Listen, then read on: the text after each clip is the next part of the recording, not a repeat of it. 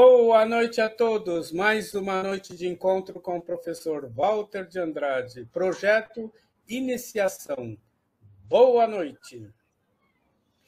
Boa noite, Carlos Nascimento, meu irmão Carlos Nascimento. Boa noite a todos aqueles que estão presentes para o nosso encontro aqui, Projeto Iniciação. Sejam todos bem-vindos para mais um encontro, né? E dizendo que esse encontro é destinado a dar a base filosófica e iniciática para aqueles que pretendem seguir o caminho da iniciação, né? Então, a base que nós seguimos sempre, existem dois fundamentos principais, né? Os ensinamentos de Helena Petrovna Blavatsky, através de seus livros, né? Nós temos, né? Justamente da linha da teosofia, e também os ensinamentos do nosso augusto mestre, professor Henrique José de Souza, fundador da Sociedade Brasileira de Eubiose, né? Então, e também, no decorrer das abordagens, a gente vai sempre abordando termos explícitos e ensinados pelos grandes mestres e instrutores da humanidade, né? Então, à medida que a gente vai prosseguindo, né? Então, dizemos que o objetivo do nosso encontro é a síntese do conhecimento, né? A fim de propiciar aos pretendentes ao caminho da iniciação informações e valores importantes para essa finalidade. Também o encontro visa também propiciar para aqueles que estejam já no caminho da iniciação a possibilidade de repensar tudo que já aprendeu, né? E de tudo que foi aprendido e receber indicações para novas reflexões a respeito da sabedoria iniciática das idades. Então é sempre assim, né? A pessoa, o conhecimento não fica pronto definitivamente na nossa consciência, ele vai evoluindo de acordo com o nosso processo de autoconhecimento.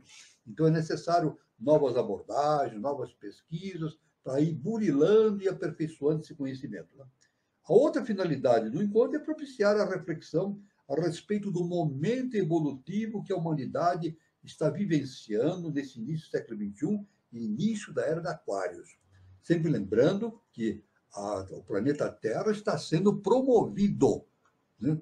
O planeta está sendo promovido a um nível superior de espiritualidade, né? Isso aí o nosso mestre já nos informou, a HPB também, né?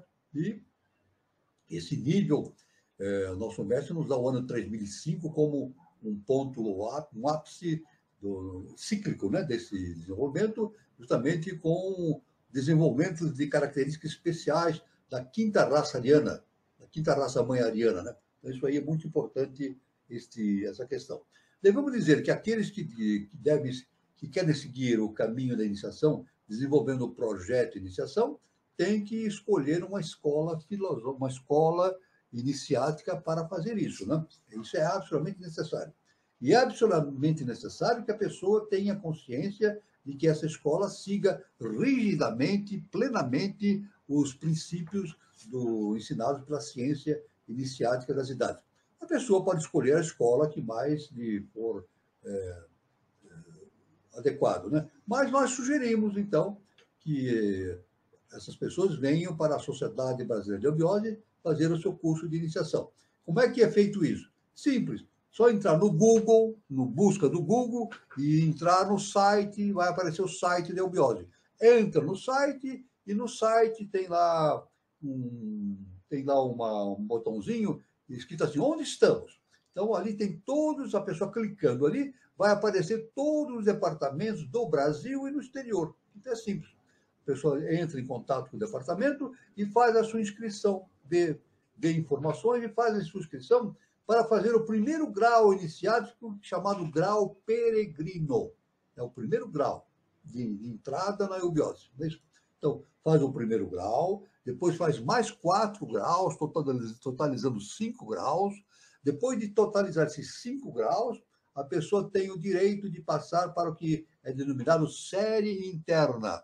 Então, significa que a pessoa pode participar de todas as atividades da eubiose, né? Palestras, reuniões públicas ou não, ou internas, palestras internas não públicas, né? E, mais do que nunca, mais importante ainda, ter a oportunidade de ler e estudar as revelações do nosso mestre, professor Henrique José de Souza, que são milhares e milhares de páginas para ser estudadas. Então, está o convite para todos aqueles que queiram seguir o caminho da iniciação, que venham fazer isso na Sociedade Brasileira de Obiose e serão todos bem recebidos. Então, sejam todos bem-vindos. Muito bem. Nós estamos aqui estudando, né, seguindo a linha de ensinamento da teosofia, da eubiose, né, vendo este aspecto importante que é a antropogênese, ou seja, o surgimento do ser humano, como se ocorreu isso, a história toda, né? E claro que são histórias que não são contadas pela ciência acadêmica, né? A ciência oficial do ser humano, né? Sempre são histórias que provêm de fontes iniciáticas. Então, é claro que a ciência, a maioria, o grande conteúdo desse conhecimento, a ciência acadêmica de hoje, a ciência oficial, não aceita, mas um dia, evidentemente, esse conhecimento será compartilhado, né? Será aceito pela ciência. Então, nós vamos continuar aqui a nossa abordagem justamente sobre a antropogênese, sobre o surgimento das raças no planeta Terra, né?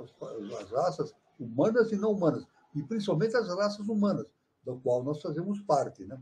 Então, nós podemos dizer o seguinte, que as raças são em número de 7 e estão intimamente relacionadas com a doutrina da cadeia planetária.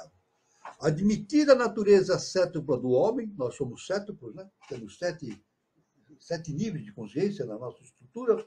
Admitida, então, essa natureza cétupla do homem, cada um dos seus princípios guarda relação com um plano, um planeta e uma raça. As raças humanas nascem uma da outra. Isso é importante, nascem uma da outra. Crescem e se desenvolvem, envelhecem e morrem. As sub-raças seguem a mesma regra da raça-mãe, a mesma coisa. Né? Cada raça-mãe, com suas correspondentes sub-raças inumeráveis, com inumeráveis subdivisões em famílias e tribos, é inteiramente distinta da raça que a precede e de que a seguirá. Cada uma das 7 raças, bem como a mais ínfima das suas divisões, divide-se em 4 idades fundamentais. A idade do ouro, da prata, do bronze e do ferro. Das 7 raças, 5 já apareceram. E justamente a raça humana que nós fazemos parte, né? A 5ª raça-mãe, a raça ariana. E essas raças quase completaram o seu curso terrestre. As outras 2 devem aparecer ainda nesta ronda, nesse ciclo evolutivo. Mais 2 raças-mães. Justamente a 6ª raça-mãe e a 7ª raça-mãe. Nossa 5ª raça-mãe já existe como raça específica e completamente independente de seu tronco-pai desde há milhões de anos, do que se pode inferir que cada uma de suas 4 sub-raças precedentes viveu cerca de 210 mil anos. Assim, cada raça-família tem um tempo médio de existência de cerca de 30 mil anos. E também, ou seja, as inumeráveis espinhas que há nela, ou vertentes, né, variam em cada estação sucessiva, ou seja, de 3.000 a 4.000 anos. A 5ª raça-mãe ariana, que atualmente segue seu curso em nosso globo, coexistindo com uma grande parte da 4ª raça, constituída pelos tártaros, chineses e mongóis, e com alguns dos restos da 3ª, os aborígenes da Austrália e os hotentotes. O curso das raças humanas corresponde aos grandes períodos de involução ou descenso, do equilíbrio de evolução ou ascensão. No período de involução ou descenso, desenvolveram-se as 3 primeiras raças. No equilíbrio, desenvolveu-se a 4ª raça-mãe, e no período de evolução ou ascendência correspondente à 5ª, 6ª e 7ª raça. Assim diz a doutrina secreta da teosofia. Então, na verdade, o que existe então, no projeto, no panorama geral, é descida de vida, energia e subida de vida, consciência. Isso. Então, tudo que existe no nosso plano humano ou existiu também nos planos, ou existe nos planos não humanos também, né? No plano vegetal, mineral, animal, são decorrência de projeções arquetípicas, ou seja, são arquétipos, são padrões universais que existentes, que vão se projetando e possibilitando a existência dessas raças-mãe. Né? Então, nós vamos agora, seguindo nessa abordagem, ver justamente a importância de cada raça-mãe, né? Considerando as 7 raças-mãe, da primeira à 7ª raça-mãe. A primeira raça-mãe, vamos ver a primeira raça, surgiu sob a proteção do Sol, ou melhor, de Urano, que misticamente o representa. Pelo fato da consciência residir no plano átmico, essas formas foram denominadas de raça dos deuses, filhos do yoga, pois os pitris emanaram suas sombras chaias enquanto se encontravam entregues à meditação e nascidos de si mesmos, por não terem sido procriados por pais humanos. Então, foram criados, essa raça foi criada por seres superiores, né? Os pitris. Esses seres eram formas enormes, filamentosas, proteicas, etéricas, brutas sem sexo, exudadas dos corpos etéreos de seus progenitores, esses seres de hierarquia. Né? Estes seres podiam parar, andar, voar, correr. Contudo, eram apenas chaias, uma sombra insensível, dotada só de um ouvido rudimentar e de uma vaga consciência de fogo. É claro que essa primeira raça ela é etérea, não tinha uma projeção no mundo físico denso. Ela estava no mundo hiperfísico. Esta raça se reproduzia por brotamento. Então, do seu corpo brotava uma outra dos seus descendentes. Né? O indivíduo crescia, aumentava em tamanho e então se dividia em 2 metades iguais, como as bactérias fazem. Né? As bactérias, os fungos, assim, né? Se dividiam em 2 metades iguais, no início e nas últimas etapas, em porções desiguais, das quais derivavam indivíduos menores, que, por sua vez, cresciam e davam origem à nova prole. Nesta primeira raça, não houve qualquer sub-raça definida. Então, na primeira raça-mãe, não ocorreram sub-raças. Isso é importante, né? Embora possamos indicar 7 etapas no desenvolvimento ou mudanças evolutivas. Sempre seguindo o padrão centenário do Sistema Solar. Podemos indicar 7 etapas, mas não existiram sub-raças. Isso aí a ciência iniciática nos indica essa importante informação. Nenhum desses seres podia morrer. Nem o fogo, nem a água podia destruí-los. Veja, eles eram insensíveis à destruição nem do fogo e da água. O fogo era seu elemento. O fogo era o seu elemento. Esta raça residia na primeira terra firme que surgiu no globo, o pico do Monte Meru, do extremo polo norte, no extremo polo norte, o começo da terra sagrada, a terra dos Devas, também chamado de Zeta Vipa, a Ilha Branca ou Terra Central, cujo clima era de uma deliciosa primavera. Ou seja, então se indica que a Terra não tinha ainda uma inclinação do seu eixo sobre o plano da eclíptica. Então, o eixo da Terra, né, que liga o norte ao sul, era perpendicular ao plano de translação da Terra ao redor do Sol. Essa Terra há de ser sucessivamente o berço de cada raça humana sob o império de Dhruva, o senhor da estrela polar, qualquer que seja o ponto para onde deva dirigir-se após seu nascimento. Então, a gente vê, então, a importância justamente do Polo Norte nesta sequência. Né? O nosso mestre afirma que a evolução das raças caminha justamente do Polo Norte para o Polo Sul. O Polo Norte representa o passado existencial. E o Polo Sul é o futuro. Então, hoje, a raça que existe hoje, ela caminha ao redor da Terra, né, no sentido helicoidal, e também no sentido vertical, na direção do Polo Norte para o Polo Sul, caminhando para o seu futuro. Aí tem a segunda raça-mãe. Veja, a segunda raça-mãe. Nasceu sob a influência do planeta Júpiter, Brihaspati, O espírito da natureza ou devas inferiores conglomeraram ao redor dos chayas, sombras, películas de matéria mais densa, formando uma espécie de envoltório externo. E o exterior, o chaya da primeira raça passou a ser o interior, o duplo etérico da segunda. Então, veja, o que era da primeira raça passou a ser a parte interna da segunda raça mãe. Veja que interessante, a construção das raças, né? Essas formas filamentosas e de cores brilhantes, amarelo, ouro ou alaranjado, heterogêneas na aparência, de figuras diversas, assemelhavam-se a vegetais ou animais e frequentemente apresentavam contornos semi-humanos. Ela tinha uma forma de crescimento vegetal, mas de vez em quando apareciam como formas humanas também. Flutuavam no espaço. Também existiam no plano hiperfísico. Não existiam de forma física densa, no plano hiperfísico. Então, flutuavam no espaço. Subiam, deslizavam de lá para cá e se chamavam entre si com sons. Determinados sons eles podiam se comunicar. A consciência da mônada nessa raça corresponde debilmente à consciência búdica. A consciência búdica.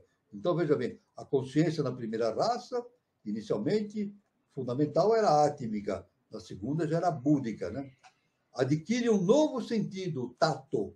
Veja, o tato surge nessa segunda raça-mãe, respondendo assim às impressões do ar e do fogo. Esta raça apresentava dois tipos principais de reprodução. Veja bem, agora aí já começa o aspecto da reprodução. Como acontecia a reprodução nessa raça, nessa segunda raça? Por expansão e brotamento, da mesma forma da primeira raça. E através do suor, com indícios de sexualidade. Quer dizer, emitiam dos seus corpos emanações parecidas com o suor. Então, por isso que disse dessa raça que chama-se de maneira genérica como os nascidos do suor. Fato esse que deu aos seus indivíduos o nome de andrógenos latentes. Esta raça passou a residir no segundo continente, chamado Hiperbóreo, ou Plaksha, que ocupava o atual norte da Ásia, olha, norte da Ásia, junto com a Groenlândia e a península do Kamchatka. Também faziam parte desse continente a ilha de Adsberg, Suécia e Noruega, onde hoje é a Suécia e Noruega, estendendo-se pelo sudoeste até além das ilhas britânicas.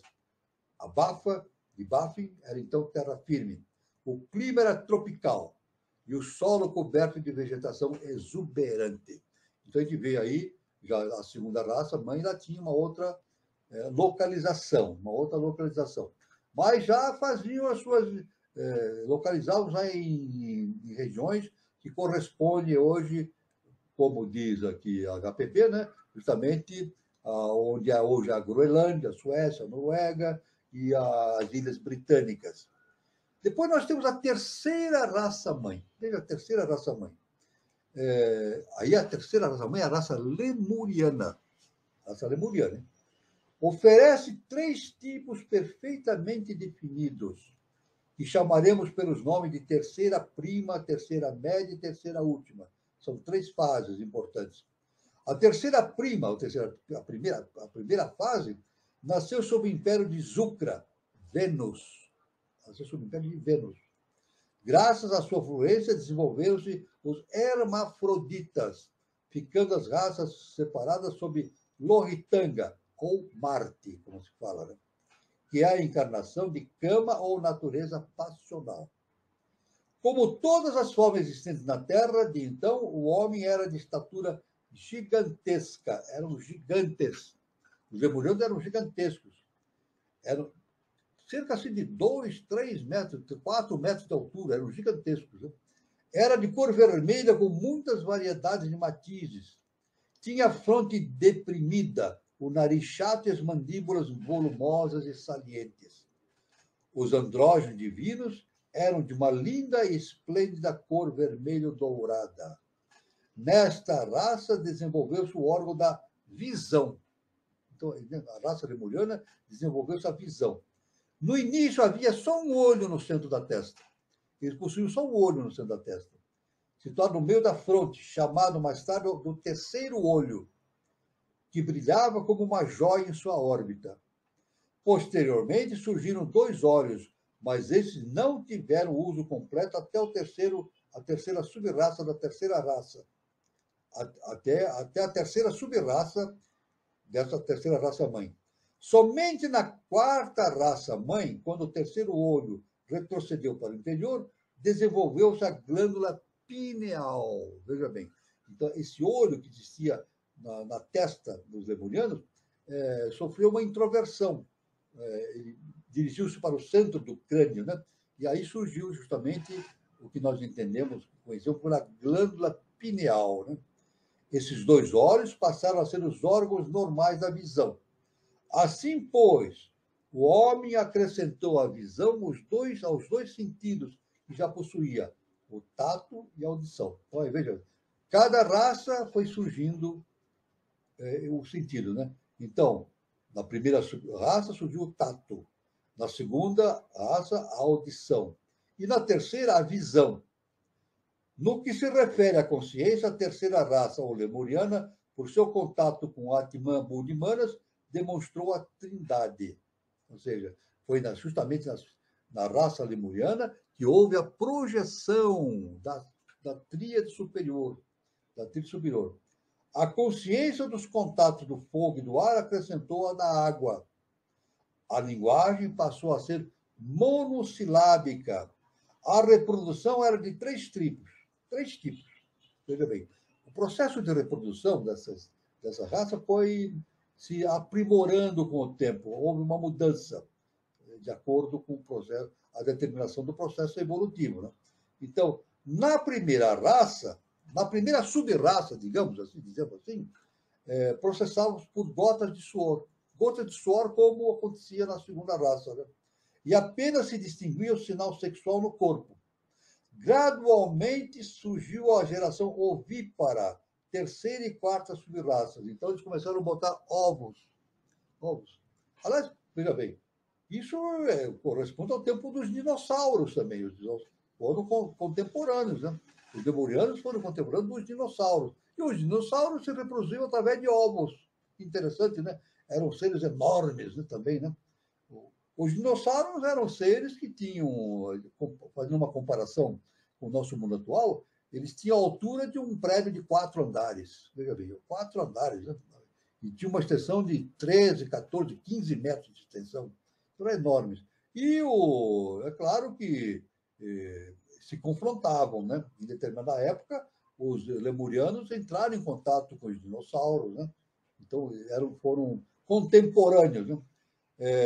Produzindo inicialmente os lemurianos seres hermafroditas. Por essa geração ovípara que nós falamos, né? A reprodução ovípara, nasceram seres hermafroditas, quer dizer, tinham os 2 sexos ao mesmo tempo. E mais tarde, com o predomínio de um só sexo, até que finalmente nasceram de ovos machos e fêmeas. Até que finalmente nasceram dos ovos, nasceram machos e fêmeas. É isso, então, isso é muito importante, né? Isso acontece também entre os galináceos, né? As galinhas botam ovos, né? E ali podem nascer os pintinhos, que podem ser galinhas ou galos, né? Então, isso aí, no próprio esse reino, nos galináceos, esse comportamento da reprodução ovípara se mantém ainda com a formação de machos e fêmeas no seu nascimento, né? Na quinta subraça da raça lemuriana, o ovo começou a ficar retido no seio materno e nasceu a criatura débil e desvalida. Finalmente, já na sexta e sétima sub-raça, houve a geração pela união dos sexos. Então, foi essa última parte, correspondente à sexta e sétima sub-raça, começou a reprodução sexuada. Veja que importante, né? É interessante que a reprodução sexuada foi paralela justamente à doação da tríade superior, ou isso é muito importante, houve um paralelismo entre o processo da sexualidade com o processo do surgimento do livre-arbítrio, do pensamento liberto, ou seja, dominado pela expansão da tríade superior.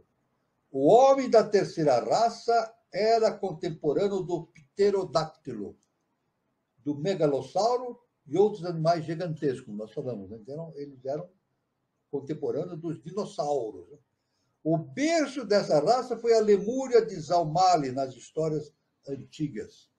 Agora, nós devemos, então, agora perceber o seguinte, isso é muito importante.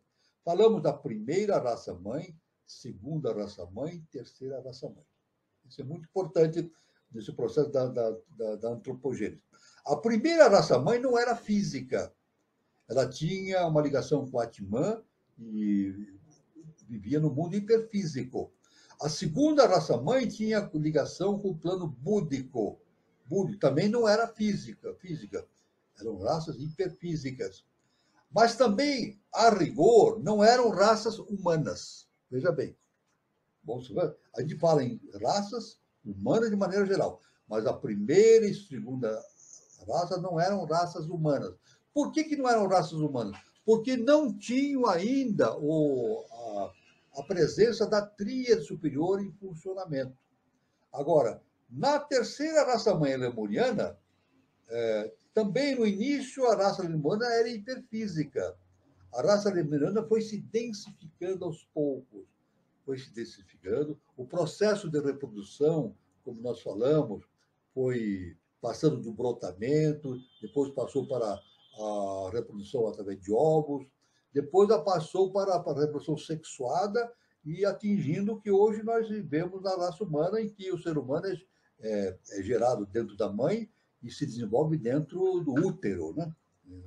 Então, isso aí isso é muito importante, esse entendimento. Agora, a raça lemuriana, em meados da raça lemuriana, então nós temos o surgimento da raça humana, em meados da raça lemuriana, que a HPB nos dá um tempo distante de 18 milhões de anos, 18 a 19 milhões de anos. Então, nesse momento, sim, passou a existir, em meados da raça lemuriana, passou a existir a primeira raça-mãe. E isso corresponde à queda dos anjos. É isso descrito no Antigo Testamento, né, por Moisés, né, a queda dos anjos. A queda dos anjos. Agora, no mundo da ciência iniciática, nós sabemos que a queda dos anjos corresponde à queda das hostes de luciferinas. Isso foi a queda de Lúcifer. A queda de Lúcifer que representa a queda de um conjunto todo, né? Um conjunto de seres que fazem essa hierarquia dos luciferinos e vieram no sentido de trazer a possibilidade da existência da tríade e funcionamento da tríade superior. Então, isso é muito importante. Isso, o nosso mestre deixa isso bem claro. Né? Quem originou o ser humano foi Lúcifer. Olha só. Lúcifer é o verdadeiro criador do ser humano, porque corresponde à queda dos anjos. É isso. Agora, é claro que Lúcifer é a projeção do quinto senhor. Na época, Luzbel, agora chamado Arabel. Está no roncador, tem ligação com o roncador. É isso. Então, Lúcifer é derivado da projeção do Deus, do quinto Deus, Luzbel. E essa queda luciferina foi efetuada justamente para possibilitar a existência daquele ser lemuriano da tríade superior. Existindo a tríade superior, então, essa raça passou a ser uma raça humana. Então, pela primeira vez na Terra, passamos a ter, então, a existência de uma raça humana. O que é uma raça humana? Aquela que tem a possibilidade de desenvolver o mental superior, o mental sintético, tem a possibilidade de desenvolver o livre-arbítrio, tem a possibilidade de desenvolver o autoconhecimento, o que os animais não têm. E também, nesse momento em que a tríade foi ativada, paralelamente, a raça lemuriana passou a se reproduzir através do processo da reprodução sexuada. Isso tem um sentido muito importante no sentido evolutivo, né? Porque a sexualidade ela dá a possibilidade da diversidade. E, além da diversidade, ela dá a possibilidade da combinação gênica. Isso é infinita. A combinação gênica com o surgimento de novos padrões genéticos na raça humana. Isso é uma coisa extraordinária. Então, a gente vê a ligação entre a doação do mental e o surgimento da reprodução sexuada. Isso é fundamental no conhecimento da evolução das raças mãe. Isso é muito importante, esse estado de conhecimento, né? Então, sempre lembrando, né? Primeira raça mãe era hiperfísica, não era humana. A segunda raça mãe era hiperfísica também, não era raça humana ainda. E a terceira raça mãe lemuriana começou hiperfísica, em meados dessa raça, ela foi se densificando, até que no final, em meados da raça lemuriana, ela recebeu a possibilidade da existência da tríade superior e, em seguida, paralelamente, desenvolveu-se a capacidade da reprodução sexuada. Isso é muito importante no entendimento da evolução antropogenética, né, na doutrina secreta. Isso é muito importante, esse entendimento, é básico esse entendimento, né? Então, agora nós passamos então, a focalizar a quarta raça-mãe, que é uma sequência da terceira raça-mãe, né? Justamente a raça Atlante, né? Aqui, a quarta raça-mãe é a raça Atlante, que é uma raça, já era uma raça que é humana, uma raça humana, né? Ela foi iniciada pela terceira raça há cerca de 8 milhões de anos, em cujo final o Manu da quarta raça escolheu entre os tipos da anterior e os tipos mais adequados, as quais conduziu à sagrada terra imortal, para livrá-los do cataclismo lemuriano. A Lemúria sofreu um cataclismo, a gente sabe, né? O fogo, foi destruída pelo fogo. A quarta raça, mãe, nasceu sob a influência de Soma, a Lua, e de Zane, Saturno. A influência desse último astro deu-se em parte ao grande desenvolvimento da inteligência concreta, que caracteriza a subraça tolteca da raça Atlante. A linguagem era aglutinante, porém, com o tempo, adquiriu flexão e, nessa modalidade, foi transmitida para a quinta raça. Então, foi nessa quarta raça-mãe que desenvolveu-se essa possibilidade do intercâmbio nosso vocal, né? A linguagem foi se desenvolvendo, né? Justamente, a linguagem foi se desenvolvendo. Né?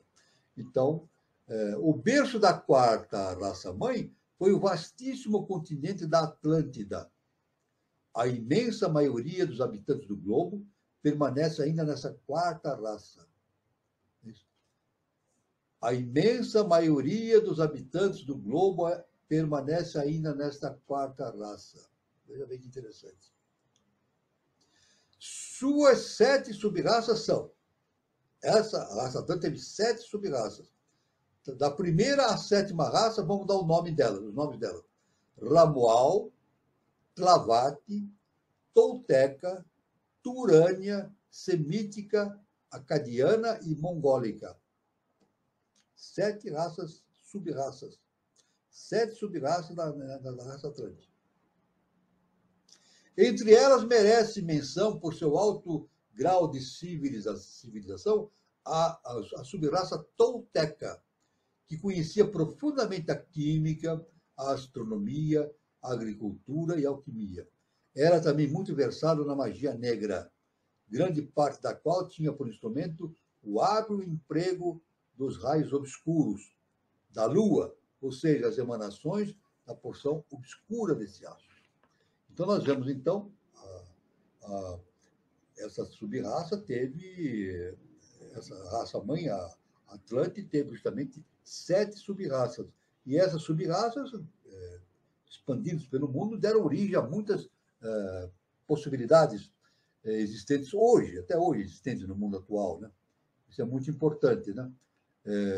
Fala-se muito na cultura tolteca, né? Que tem muita relação justamente com esses habitantes da América, né? Os incas, os maias, os astecas e assim por diante, né? Essas civilizações tinham um grande conhecimento, né?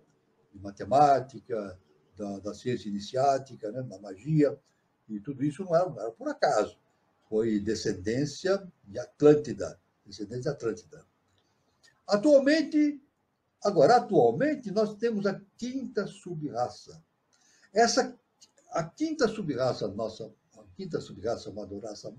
a raça ariana, foi derivada da quinta subraça Atlante, a semítica. A quinta subraça deu origem à quinta raça mãe, justamente a raça ariana. É sempre assim que funciona nesse plano universal da antropogênese, né?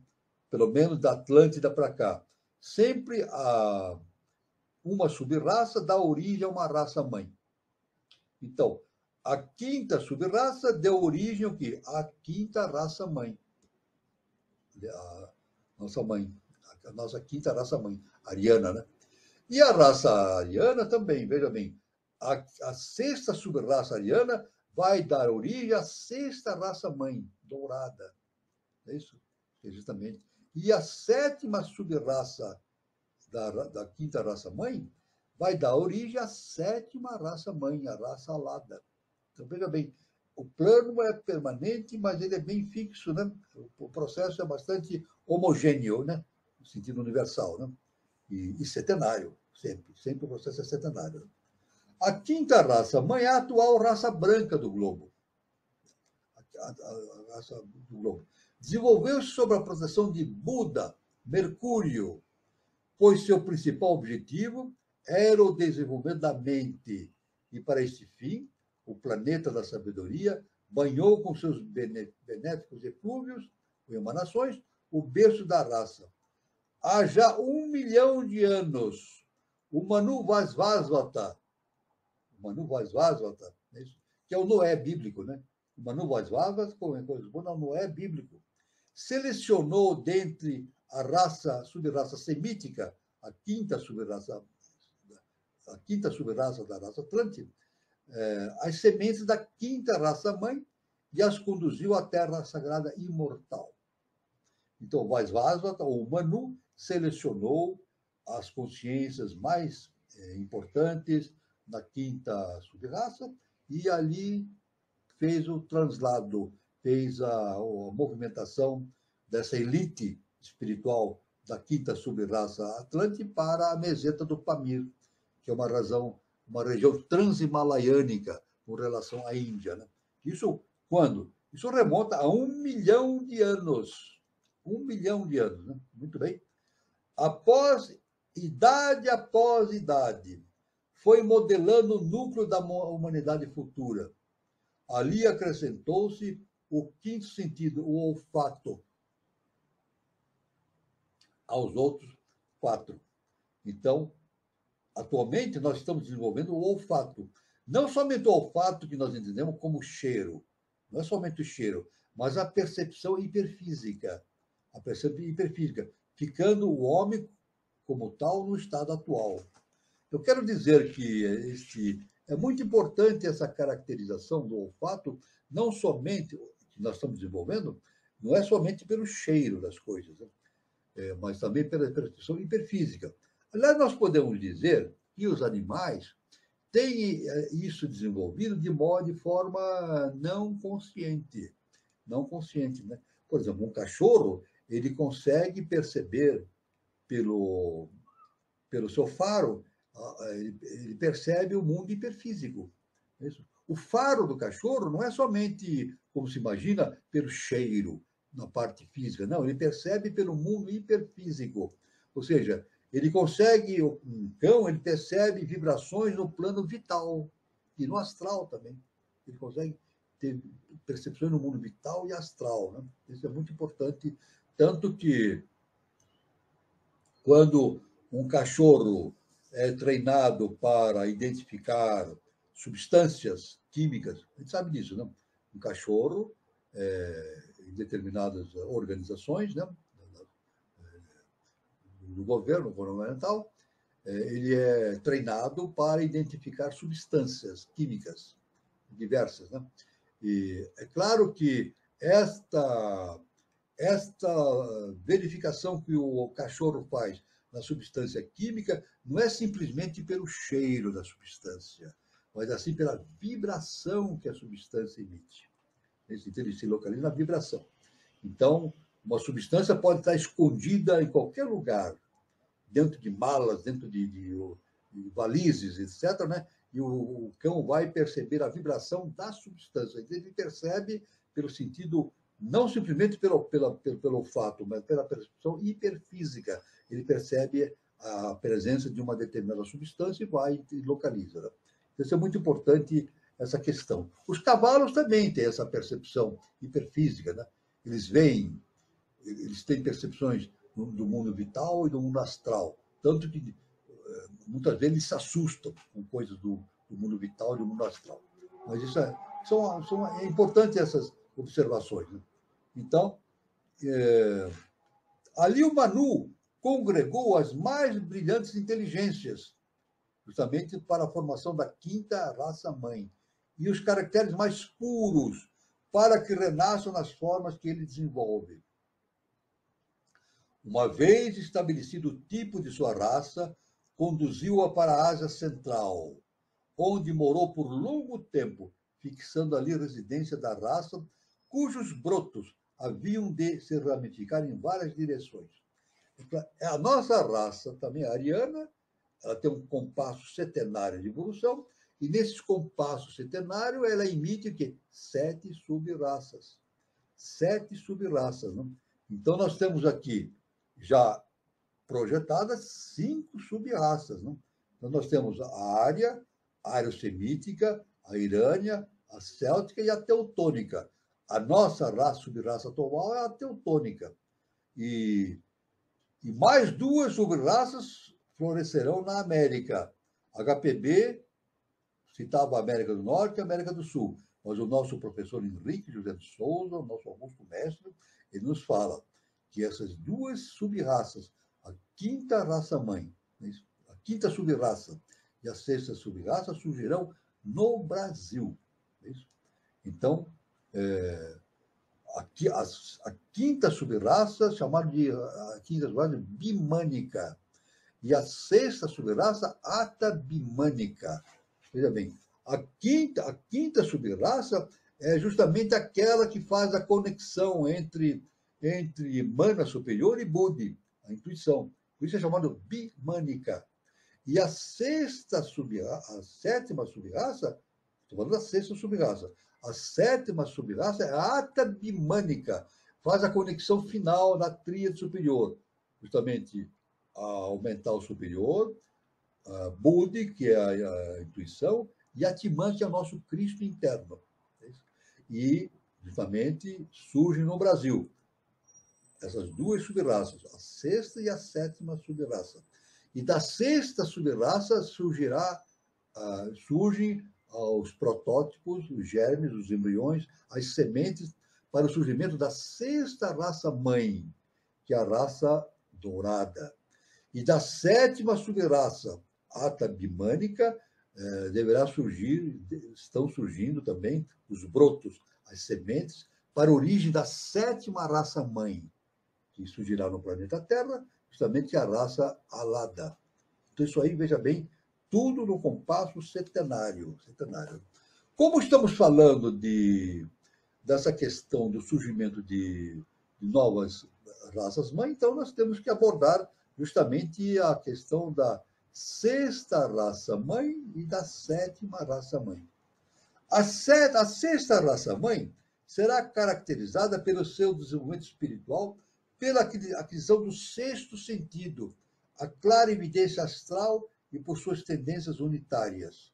Povoará o continente Zarra, cuja imersão inicial ocorrerá no ponto onde atualmente se encontra a América do Norte, que de antemão será cortada por terremotos e fogos vulcânicos.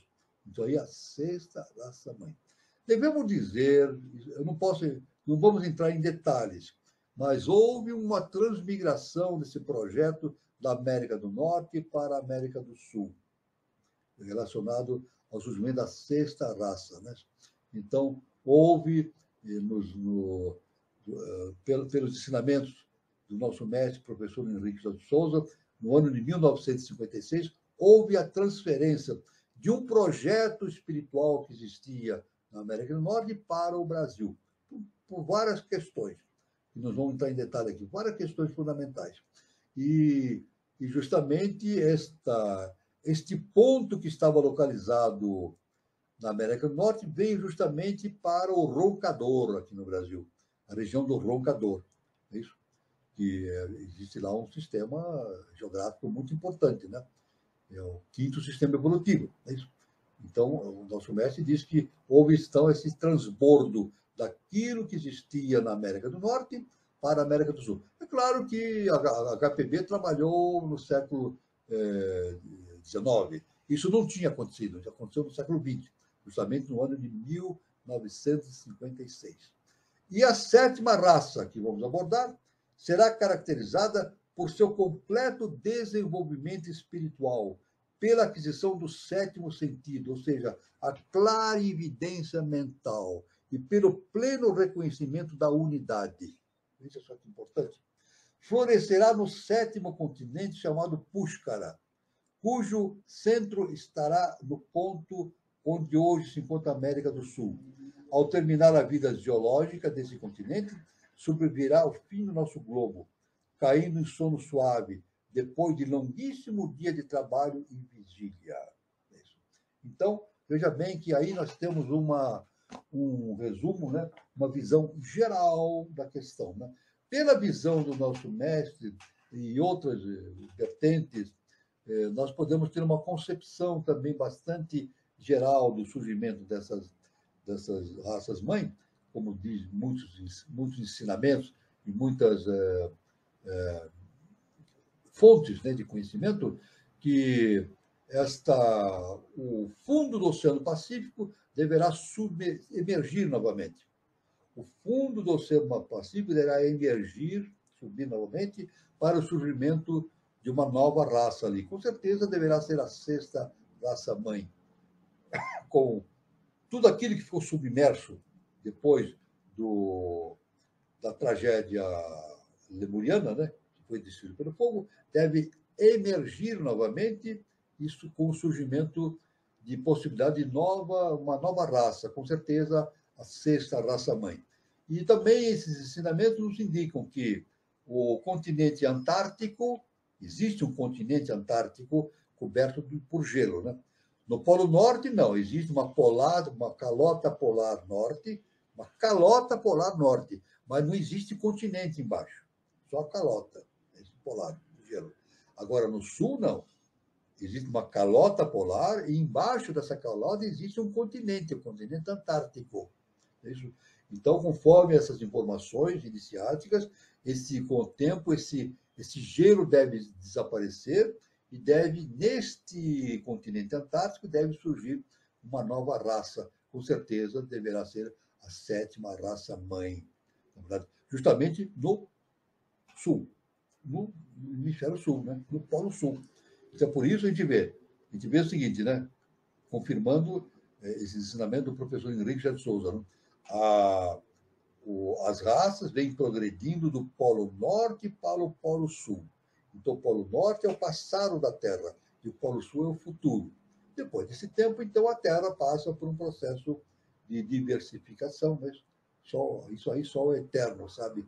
O que deverá acontecer com o planeta Terra dentro do cenário cósmico, né? Do cenário astronômico e no cenário angelical também, celestial. Né? Então, a gente vê, de maneira geral, uma rápida ilustração daquilo que surge desse conhecimento todo. Sempre lembrando que, para o surgimento dessas raças-mãe no planeta Terra, houve um processo preliminar de desenvolvimento de padrões genéticos, padrões ainda básicos no planeta Mercúrio, depois passou para o planeta Vênus, depois para a Lua e da Lua para a Terra. Então, o processo de evolução no sistema solar é um processo solar. Então, tudo que nós temos na Terra em termos de consciência humana é proveniente de processos evolutivos do planeta Mercúrio, que depois passou para o planeta Vênus, depois para a Lua, que girava ao redor do Sol antigamente, depois passou a girar ao redor da Terra, e da Lua houve o transbordo para a Terra, né? Então, aí, e na Terra, então, processou-se esse desenvolvimento que nós focamos hoje, com o surgimento atualmente, até a quinta raça-mãe, né? 2 raças hiperfísicas, a primeira, a adâmica e a hiperbórea, e depois 3 raças físicas a partir de meados da raça lemuriana, Atlante e a nossa raça-mãe ariana. Então, esse é um processo geral que acontece no desenvolvimento das raças. É importante que no desenvolvimento dessas raças existe esse processo de aglutinação, um processo de síntese, um processo de síntese. E nós vemos hoje no planeta Terra a síntese racial, né? genética. Agora, sempre lembrando que o que determina a consciência de raça não é a aparência física, mas é o estado de consciência. Então, nosso mestre diz assim: raça é estado de consciência. É isso. E o nosso estado de consciência, hoje, uma raça ariana, né, deverá progredir para um processo mais para frente, né, com o surgimento da 6ª raça-mãe e 7ª raça-mãe. Uma outra coisa importante que nós devemos também salientar: a raça lemuriana desapareceu numa catástrofe do fogo, é isso, também na região onde hoje é o Oceano Pacífico. A raça Atlante, que ocupava a grande parte do hemisfério norte do planeta Terra, desapareceu também debaixo das águas. Né? Isso, houve uma subida das águas, né? E houve não o afundamento, mas houve a inundação de Atlântida, né? Pelas águas. Né? É claro que, aí, então, de Atlântida, a quinta subraça surgiu, através do trabalho de Weiswasser, o Manu, né? O Noé bíblico, né? Houve o surgimento da quinta raça-mãe. Agora, veja bem que importante, né? Essas raças anteriores, a Lemuriana e a Atlântide, desapareceram fisicamente, mas espiritualmente não desapareceram. A raiz delas continua ainda sendo vivenciada no planeta Terra. Então, veja só que importante no sentido iniciático. É muito difícil, talvez, entender isso, mas pelo lado iniciático a gente pode entender. Grande parte da humanidade tem uma consciência lemuriana.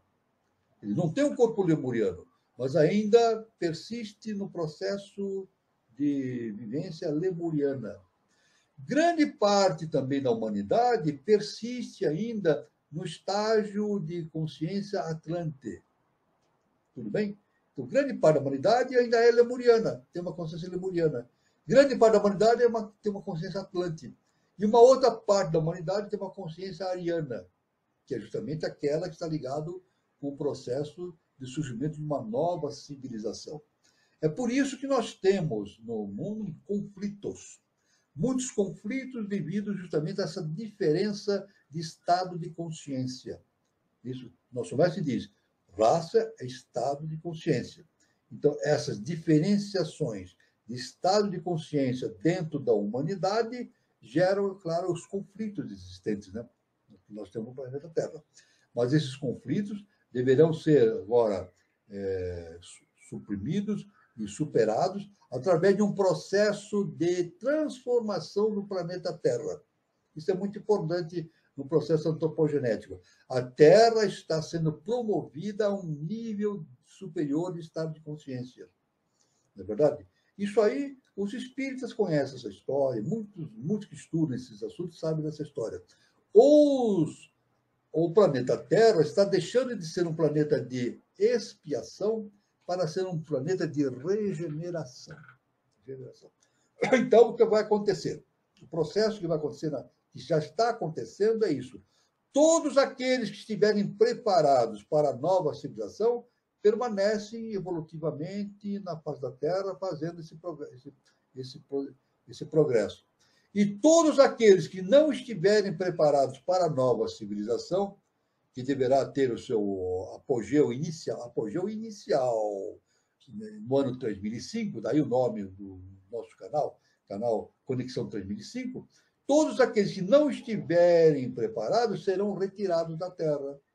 Então, serão exilados da Terra, irão para globos obscuros, ou globos mais primitivos. Então, a Terra vai passar por um processo de seleção. É o que Jesus falava, a separação do joio do trigo, o fim dos tempos. É isso. Então, isso, o terceiro milênio, nós estamos passando exatamente aquilo que Jesus afirmava, o fim dos tempos. Mas os fins dos tempos de uma maneira que era entendida antigamente, mas hoje entende-se como a origem de novos tempos. Né? O nosso mestre da Era de Maitreya. Está surgindo a Era de Maitreya. A nova civilização surgindo, mas com uma seleção. É claro que ninguém vai se perder nesse processo. Né? O processo evolutivo é para todos. Né? Aqueles que forem levados para globos obscuros, como o nosso mestre fala, os planetas primitivos, continuarão com o seu processo evolutivo lá, a fim de atingir a sua consciência superior. Aliás, isso já aconteceu, isso sempre acontece no universo. Esse transbordo de consciências de planeta para planeta. E aqui nós sabemos, através do Espiritismo e de outras fontes, né, a existência dos exilados de capela, né? Justamente seres que existe na constelação do Cocheiro uma estrela chamada Capela, e ao redor de Capela girava um planeta, que hoje é um planeta muito evoluído, mas há muitos milhares de anos houve um exílio, um transbordo de consciências que não estavam adequadas ao processo evolutivo desse planeta para a Terra, a fim de realizarem aqui seu processo evolutivo. Muitos já conseguiram fazer essa transição. Passaram de exilados para seres orientadores. Isso aí, eu não vou citar nomes, mas existem muitos nomes importantes dentro da nossa espiritualidade que foram exilados de Capela. Foram trazidos para a Terra para a sua regeneração, se recuperaram e hoje são seres de luz, que iluminam e conduzem os seres humanos para o seu futuro evolutivo. Então, veja bem que o cenário cósmico evolutivo é muito importante. O assunto é muito vasto, né? Eu procurei dar uma síntese, justamente mostrando como as coisas funcionam. Isso é importante. O importante é entender como as coisas funcionam, para a gente ter uma visão cósmica do funcionamento do sistema solar e do universo como um todo. Muito bem, meu irmão Carlos Nascimento, estou encerrando essa primeira parte para darmos início ao nosso bate-papo. Muito bom, professor. O assunto é bem vasto mesmo, né, professor? E buscando fazer, professor, um paralelo, né, com o Antigo Testamento até os dias de hoje, então ele se inicia com a aquisição de Adão e Eva da tríade superior para cá, professor? Aí passa pela queda dos anjos, veja bem. Aí passa pelo dilúvio, que seria o fim da Atlântida. Na verdade, o Adão e Eva, né, que é o paraíso bíblico, né, Isso. está relacionado metaforicamente, né, vamos dizer assim, de maneira simbólica, refere-se à Lemúria, né? A Lemúria. No momento em que Eva come aquele fruto, em que Jeová havia proibido ela comer o fruto, né? Mas apareceu uma serpente, a serpente veio, né? A serpente é o símbolo da sabedoria e nada é mais do que Lúcifer. É Lúcifer, né? Então, Lúcifer está no Evangelho não, na Bíblia, né? A serpente fala para Eva, não, coma do fruto que você vai ter sabedoria, vai ter vida eterna. Então, justamente era Lúcifer, provindo do quinto sistema, do quinto senhor, né? Trazendo a possibilidade da existência do quinto dia da criação, ou quinto sistema evolutivo. Então, quinta coisa. Né? Então, na verdade, essa história do paraíso bíblico se refere justamente àquilo que aconteceu na Lemúria. Né? Na Lemúria. Quando Eva come a maçã não. Na Bíblia não fala em maçã, é fruto. Maçã é invenção, foi inventado depois. Não é maçã, é fruto. Quando come do fruto da árvore proibida e oferece para Adão, eles estão comendo justamente, ingerindo o quê? A possibilidade do conhecimento superior. É desenvolvido neles a tríade superior. A tríade superior. É claro que o projeto estava todo planificado, né? Entre Jeová e a quinta força, né? Jeová, que são 4 letras hebraicas, né? Yod, Ré, Val, Het. 4 letras hebraicas, né? Do alfabeto hebraico. Representa o quê? 4 dias da criação. 4 dias da criação. Do 4º dia da criação, então passa-se para o 5º dia da criação, que é justamente vem Lúcifer, provindo do quinto senhor, dando a possibilidade à humanidade do autoconhecimento. Quando Eva ingere aquele fruto e Adão, eles adquirem a possibilidade de desenvolver autoconhecimento, ou seja, a tríade superior pode ser desenvolvida. E tanto que na Bíblia diz que Jeová, a Bíblia diz que Jeová ficou muito aborrecido com aquilo. Não é bem verdade. Aquilo que já fazia, nada acontece por acaso, já estava tudo planejado. Tudo aquilo que estava no Jardim Éden fazia parte do plano divino para o surgimento da humanidade. Tanto que o Jeová, vendo que Eva tinha comido o fruto, ela expulsou Adão e Eva do paraíso. O que significa expulsar do paraíso? Na verdade, o paraíso é o útero. É o útero. Como é que nós fazemos? Como é que nós nascemos? Nós somos expulsos do útero. É isso? Nós nascemos dentro da nossa mãe, é isso? O óvulo, há uma fecundação do óvulo e nos desenvolvendo dentro do útero, e depois de em torno de 9 meses, nós somos expulsos. Somos expulsos do útero. Tem que nascer. Não há necessidade. A natureza expulsa o ser que está ali dentro da mãe, né? Por processos naturais, né? E então isso corresponde à expulsão de Adão e Eva do útero, que era o paraíso, né? E aí, tanto que Jeová, na Bíblia, diz assim: de agora em diante, comereis o pão com o suor do teu rosto.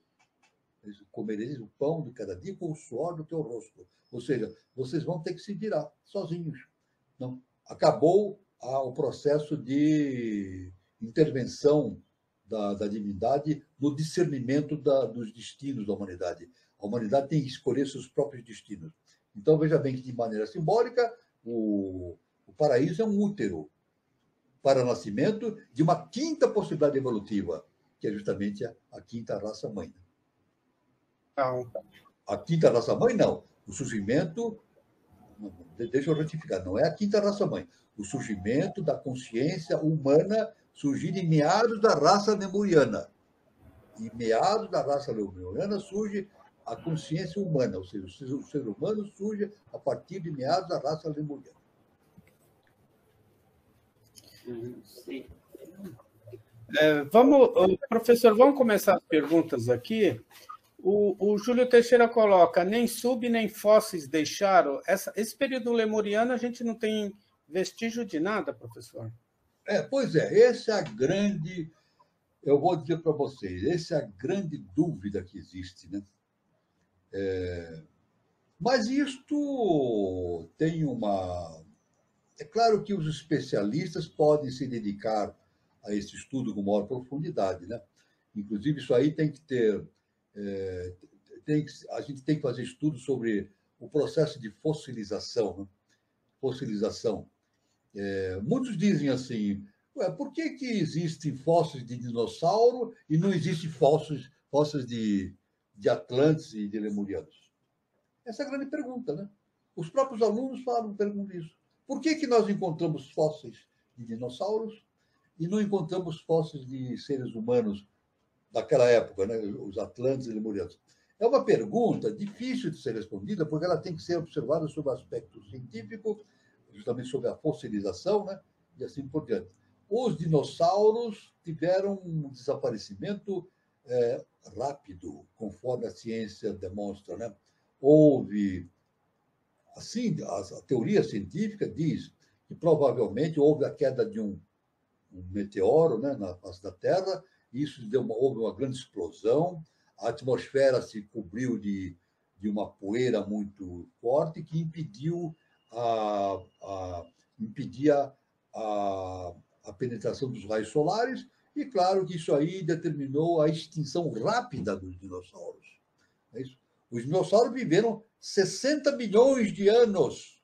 Veja que interessante. A ciência diz os dinossauros viveram durante 60 milhões de anos na face da Terra. E, de repente, sumiram. Sumiram devido a esse choque cósmico que houve. Assim diz a ciência, né? É claro que, no mesmo modo que houve esse desaparecimento completo, houve um processo rápido de fossilização. Um processo rápido de fossilização. Talvez seja essa a explicação por que nós temos a maior quantidade de fósseis dos pterodáctilos e não dos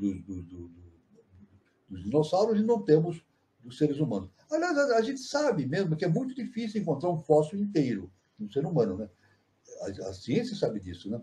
O que encontramos de fósseis são fragmentos, né? Fragmentos de crânio, fragmentos de dentes, pedaços. Depois, o que acontece? A biologia comparativa, ela faz, através de seus estudos comparativos, ela faz a reconstrução do corpo através desses fragmentos, né? Então, não há como encontrar um fóssil inteirinho de milhões de anos. Não, isso não existe. Isso não existe. A não ser os dinossauros, mas o processo de fossilização do dinossauro foi algo inusitado na história do planeta Terra. Foi algo rápido, né? E possibilitou a existência desses fósseis de milhões de anos, né? Devemos dizer que o que nós encontramos de fósseis não é a parte orgânica, é o osso, né? Nós encontramos a mineralização. O osso é substituído pelos minerais. A fossilização é isso. Tem o osso, né? Aí o osso vai se decompondo e os minerais vão ocupando aquele espaço, né? Então, o fóssil, na verdade, é um mineral, é a mineralização daquela matéria orgânica que se decompõe com o tempo. Mas para que a fossilização ocorra, é necessário que um tempo específico e um solo específico e um tempo específico, né? Para que isso ocorra, né? Porque se o ser animado, o animal humano, não cair num terreno adequado para a fossilização não vai ocorrer, né? Então tem que ter tudo. Isso tudo é um processo de estudo da ciência muito complexo, né? Só os especialistas que sabem exatamente todos os detalhes a respeito dessa questão, né? Então é por isso que, de maneira geral, a explicação que a gente pode dar de maneira geral, essa questão de por que não se encontra fósseis de Atlantes e Lemurianos, né? De vez em quando aparece aí na internet, né, fotos, né, mostrando fósseis, esqueletos imensos. Isso é tudo mentira. Isso como é que se diz? Fake news. Isso não existe. Isso é gente que bota isso na internet para criar mentira. São mentiras. Isso não existe. Não existe. Então é isso aí. Essa história toda tem que ser vista pelo lado científico também, né? Considerando o processo de fossilização e assim, para a gente poder entender o porquê das coisas. Então, professora, a Maria Siqueira ela traz isso. Ó. No Japão foi achada uma espada de 2 metros e uma tumba de 5 metros. E depois que o senhor estava falando, professor, será que o fundo do mar guarda muita coisa sobre a Lemúria? O fundo do mar tem. Isso o nosso mestre fala. Não, ele fala sobre a Lemúria e sobre a Atlântida, né? Atlântida, existem restos que conseguiram suportar, né, lá no fundo do oceano. Né? Existem restos, sim. Existem restos. Indubitavelmente, devem existir muitos restos de Atlântida, né, da Lemúria, no fundo dos oceanos. Agora, a questão dessa questão achou-se algo extraordinário, né? Uma espada, não sei o que lá, uma tumba. Isso não tem comprovação, né? A gente não tem. A gente vê notícia na internet, mas não tem uma comprovação científica. Eu nunca vi um cientista vir em nome da ciência e dar uma comprovação de que isso é verdade. Eu nunca vi. Nunca vi. Se alguém já viu? Quer dizer, é aquela história da mentira, né? Tem muita mentira circulando pela internet. Né? O Guilherme Guazelli ele coloca o seguinte: podemos atingir a tríade sem quebrar o fio de Sutraman? Sutratman. Sutratman. Sutratman é justamente o fio que nos liga ao alto. Né? Esse fio nunca se quebra. Esse fio nunca pode se quebrar.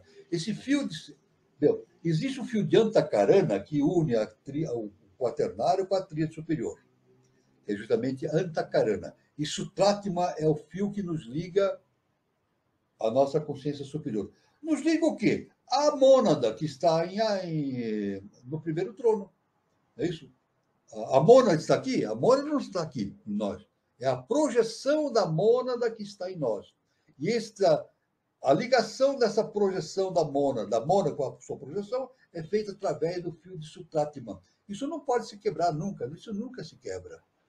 Jamais. Essa ligação é permanente. Até que a mônada receba de volta todas as informações pertinentes aos mundos inferiores, os mundos mais densos. Né? Então, veja bem, nós atingimos. Agora, vamos fazer aqui uma especificação. Para atingir a tríade superior, não está ligado a Sutratma, simplesmente, é apenas a Antakarana. Nós pegamos o quaternário e reunimos com a tríade. Então, na verdade, a Antakarana é comprimida. É isso? Não existe mais essa ligação de Antakarana. Antakarana faz a ligação do quaternário com a tríade superior. É isso vai acontecer com o ser humano. Todo ser humano vai passar por isso. Isso significa atingir o adeptado. Quando o indivíduo se torna adepto, então, o que é atingir o adeptado? É fazer a harmonização do quaternário com a tríade superior. Na verdade, o quaternário pode ser descrito também como uma tríade. Então, nós temos uma tríade inferior e uma tríade superior. Unindo-se desses dois, dá o selo de Salomão, que é uma estrela de 6 pontas, que é o símbolo do adepto. Então, o fio de Antakarana não é quebrado, ele fica incluído ele é absorvido justamente nesse selo de Salomão. Agora, Sutratma é mais para cima. É a ligação que existe entre a consciência humana e a consciência divina. Ou seja, entre a consciência humana, o adepto com a mônada que está no primeiro trono. Isso não se rompe nunca, nem pode se romper. Isso não pode se romper. Não, isso não pode se romper. Eu devo dizer que Antakarana pode se romper. Vamos dizer o seguinte: Antakarana pode se romper. Sutratma não. Veja bem, pelo conhecimento da iniciação. Antakarana pode ser rompido. Quando o quaternário se comporta, a consciência que está no quaternário, se comporta de maneira muito distante da lei universal, cometendo crimes abjetos, crimes tenebrosos, então o que acontece? A tríade se separa. Por não afinidade vibratória, a tríade se desloca e se separa. Aí o quaternário fica sozinho. Aí aquele quaternário não é mais um ser humano. Chama-se o Kama-rupa e vai se degenerar. Ele vai da quarta dimensão para a terceira, para a segunda, para a primeira dimensão, até a dimensão zero. Então se degenera. Então, a separação entre a tríade e o quaternário pode acontecer. Isso pode acontecer. Mas a separação entre Sutratma, não, porque tudo que vem, a ligação nossa com a mônada, que está lá no primeiro trono, a Brahma, é justamente esse fio de Sutratma. Né? Isso é muito importante, esse entendimento. O assunto não é tão fácil assim, é difícil. A gente precisa ter meditar muito sobre o assunto, né? Mas o importante é ver como as coisas funcionam. Muito bom, professor. O Guilherme coloca: o deslumbramento da evolução seria o fim do julgamento? Eu não sei, eu não estou me enquadrando bem dentro do deslumbramento da evolução, seria o fim do julgamento. Vamos ver. Eu não sei a que ponto que o nosso irmão Guazelli se refere. O deslumbramento da visão humana da evolução. Eu vou tentar responder, vamos ver se vai coincidir com o pensamento do Guazelli, né? A visão que o indivíduo tem da evolução através do seu autoconhecimento determina não o fim do julgamento, mas determina a mudança do estilo do julgamento, né? Ou seja, quando o indivíduo se ilumina, ele deixa de ser dirigido pelo karma e sim dirigido pelo dharma. Ele está sujeito ao julgamento cósmico.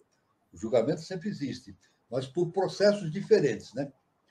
Quando nós vivemos, né, ligados à nossa consciência humana, então existe o processo da reencarnação através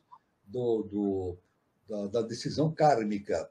Depois, quando nós nos libertamos do processo de consciência humana e passamos para o adeptado e a consciência do além-a-caixa, então nós somos submetidos ao julgamento, ao equilíbrio do processo pelo Dharma, pela lei do Dharma. O julgamento continua. Tudo é submetido ao julgamento da lei universal cósmica justa e perfeita. Mas, então, eu poderia dizer assim, tentando responder, não sei se vai satisfazer ao nosso irmão Guazelli, né?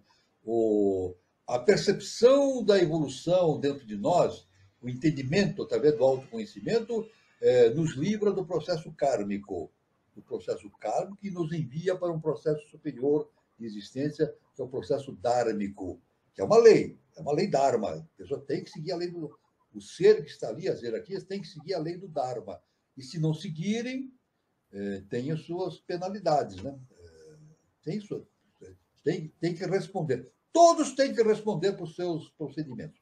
Seja um ser humano, seja um Deus, todos têm que responder pelo seu procedimento. Isso é lei universal. É lei universal. Não é verdade? Então, é isso que eu podia falar para o nosso irmão Guazelli de maneira bastante resumida e sintética. Não sei se satisfez o irmão Guazelli. Ele também coloca o seguinte: Nova Chavantina é a nova final meseta do Pamir? Vou dizer assim, Nova Chavantina é justamente relacionada com a quinta coisa, o quinto sistema evolutivo. O roncador, o quinto sistema evolutivo. Então, nós temos ali o desenvolvimento de uma quinta coisa. Né? E São Lourenço, uma sexta, um sexto estágio. Né? Então, nós temos ali em Chavantina, podemos dizer o seguinte, a meseta do Pamir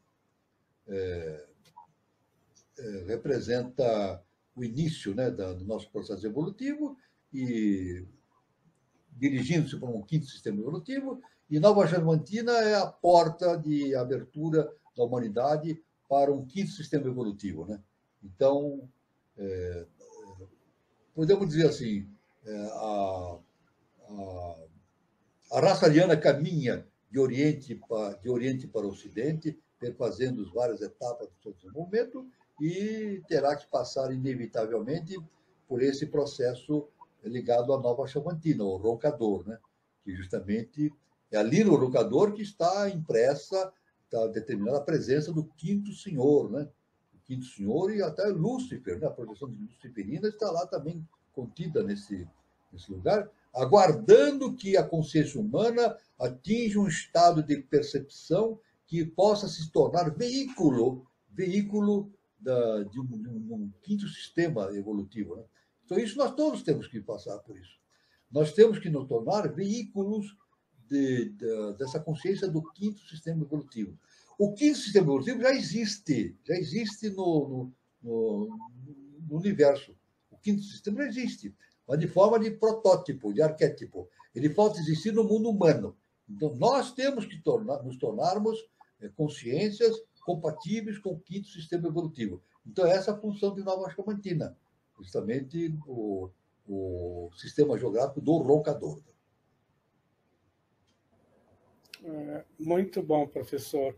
O Júlio Teixeira coloca que falam em Lusos Natura como semente da sexta raça mãe, professor? Eu não sei, o nosso irmão Júlio fala de Lusos Natura, eu precisaria mais informações a respeito dessa informação. Lusos Natura, realmente eu não estou... eu precisaria ver com o Júlio, o nosso irmão Júlio, mais informações a respeito dessa referência que ele fala, né? Não é uma... realmente não... Se bem que Lusos é referente à cultura portuguesa, não sei se é isso que o nosso irmão fala, né? Lusos, natureza, a natureza relacionada com a consciência portuguesa, é isso? Não sei. Apesar que a origem do povo brasileiro tem a cultura portuguesa muito enraizada, né? Exatamente. Isso que agora vamos pegar o fio da meada, né? É claro que Portugal é justamente o caminho de evolução justamente da quinta raça-mãe, né? Isso, da quinta raça-mãe, né? E, aliás, esse foi o grande progresso, o grande processo da quinta raça-mãe, e digo, pela quinta sub-raça-mãe. Quinta sub-raça-mãe, que se espalhou vindo da Europa Central, se espalhou pela Europa e se canalizou o seu trabalho através justamente de Portugal, né? E originou as grandes navegações, né? As grandes navegações. A vinda do povo lusitano para as Américas, e não só as Américas, para o mundo todo, né? O maior processo de globalização que nós vimos, né? Produzido por Portugal, né? Então, Portugal tem uma enorme importância básica nesse processo evolutivo do ser humano, né? E isso ligado com os cavaleiros templários, etc., etc., né? Então, faz parte do nosso processo, né? Então, é claro que Portugal tem esse enigma que a história não consegue entender, não consegue penetrar ou abordar, né? Tem este germe, né? Essa possibilidade de ter de germinação, de ter feito a germinação desse grande processo evolutivo universal, né? Foi o grande trabalho da cultura portuguesa, que não, claro que não começou em Portugal. Isso veio dos fenícios, veio do Oriente distante, né? Veio progredindo, né? Através das raças, sub-raças, e se encaixou ali justamente na terra lusitana, que gerou uma série de possibilidades evolutivas para a raça humana, né? Então, isso que eu posso dizer para o nosso irmão Júlio, né? Como uma referência espiritual desse desempenho da cultura secular portuguesa nos destinos da humanidade, né? Muito bom, né, professor? O pessoal aí está agradecendo, é muito bom a gente ouvir o senhor, a Marli Aparecida Bichilha. É magnífica a exposição. Muito obrigado. Mas chegou o momento de eu dar os recadinhos aqui. E se sobrar tempo, o senhor responde mais alguma pergunta, Tudo bem, né? vou dar uma olhadinha aqui. Deixa eu ver, eu mesmo vou dar uma olhadinha aqui. Tá. Então, a próxima terça-feira nós temos a nossa roda de conversa. E nesta terça, quem estará participando da roda de conversa é o Grego, né? O Grego, que é ele que criou, né, o programa Vida Inteligente. Então, ele vai colocar para debater aqui na roda de conversa de terça-feira, dia 7 de março de 2023, no mesmo horário, às 20h40. Ele vai falar sobre a busca do autoconhecimento, ele vai falar sobre a Grécia, sobre a eubiose, viver no Brasil, ideação, a trajetória do programa Vida Inteligente e muito mais. O Grego ele criou, né, o programa Vida Inteligente, ele é de Florianópolis, Santa Catarina, né, está sediado lá, e E os mediadores serão a Daniela Troncoso e o Eduardo Nunes. Então, eu conto com a presença e a participação de vocês. E eu quero também informar que a gente vai ter uma palestra na Eubiose Santana, Departamento Santana. Então, o tema será Eubiose como caminho espiritual. Será no dia 11 de março, sábado que vem, às 16 horas. E o Departamento de Santana fica na Conselheiro Saraiva, 538 Santana. Então, é uma palestra pública e gratuita, tá? O palestrante é o Fernando Camposana, ele é membro efetivo do Departamento de Santana, e ele vai abordar os temas como todos nós precisamos de caminho espiritual para seguir, e se você busca o caminho da iniciação, a eubiose pode ser o que você está procurando. Então, vai ser muito bacana, muito dinâmico. Quem puder estar participando, está prestigiando, né? Tanto o Fernando que tem um conhecimento muito grande sobre a eubiose, sobre a espiritualidade, sobre a iniciação, vai ser muito interessante também. E a gente também tem um workshop no Espaço Shakti Nova Era, lá em São Lourenço. Então, será no dia 18 e 19 de março, das 9 às 17 horas. E o facilitador será o Ricardo Ferreira. Ele é psicanalista, tá? Quat em São Lourenço, desde 92, e ele vai abordar vários assuntos. Então, para quem tem interesse de aprender a falar em público, sem sofrimento, sem nada, ele vai dar a orientação necessária para você poder estar se comunicando diante de um público, diante de uma plateia. Então, garanta sua vaga, as inscrições são limitadas e a inscrição é via chat, tá? Para mais informações, eu tenho o telefone aí, né? Prefixo 35 915 22097, que é do Ricardo Ferreira, e também tem o telefone do Espaço Shakti Nova Era, prefixo 35 99756 6874. E como todos sabem, o Espaço Shakti Nova Era fica lá em São Lourenço, tá? Fica na Praça Helena Jefferson de Souza 38, anexo 1, São Lourenço. E o telefone, mais uma vez, o WhatsApp está aí, é 35 99756 6874. Então, quem estiver passando por São Lourenço, visite o Espaço Shakti Nova Era. Então, viu alguma pergunta, professor? Não, eu só queria dar um retorno aqui para a nossa irmã Maria Siqueira, né? Ela falou que foi no Japão, foi achar uma espada de 2 metros e uma tumba de 5 metros. Depois ela falou assim, isso aconteceu agora, e as autoridades da cidade que postaram na revista, e a espada está sendo restaurada e é oficial. Tudo bem, eu não estou dizendo que não seja digno de credibilidade, mas vamos esperar mais um pouco, né? Essa questão, sempre tomando cuidado com essas informações, porque a internet, pelo menos desde que eu comecei a ver a internet, tem muitas informações que, no final, acabam não sendo confirmadas, né? Então, inclusive fotos, né, são colocadas, e inclusive sobre informações sobre OVNIs também, né? Seres extraterrestres e tal. A gente precisa tomar muito cuidado com essas informações para não ficar repetindo fatos que não correspondem à realidade. Mas nesse caso do Japão, vamos esperar, né? Eu não sabia disso, vamos esperar as notícias que venham como decorrência desse fato e ver o que a ciência, o pronunciamento da ciência a respeito desse fato, né? E vamos ver o que acontece. E ver se tudo isso tem ligação também com algum ser do período lemuriano, né, professor? Porque pode ser também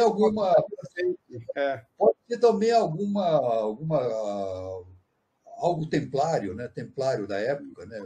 Muito antiga, né? Tem várias possibilidades a ser estudado, né? Aí no caso, a gente tem que ir com bastante cuidado, né, e percepção para a gente seguir um caminho correto com a ciência iniciática das idades. Né? Isso. Mesmo porque, professor, a única coisa que sobrou, né, das 7 maravilhas do mundo antigo são as pirâmides. E as pirâmides eu acho que tem uma relação com o povo Atlante, né? Claro, tem a profunda ligação. As pirâmides, inclusive a ciência mesmo não consegue explicar. A história e a ciência não entenderam até hoje o significado das pirâmides. Né? A única grande maravilha, das 7 maravilhas do mundo, a única que está em pé é a pirâmide. Né? E a HPP diz que as pirâmides só serão entendidas a partir no terceiro milênio. Isso no século XIX ela já falava. E o nosso mestre também afirmava isso. Né? A pirâmide tem muita coisa importante de conhecimento iniciático na pirâmide para ser descoberta. E claro que as pirâmides foram construídas por seres de hierarquia. Seres de hierarquia, né? Então, provenientes das raças antigas, anteriores à nossa raça. Né? Então, temos que observar bem isso. Né?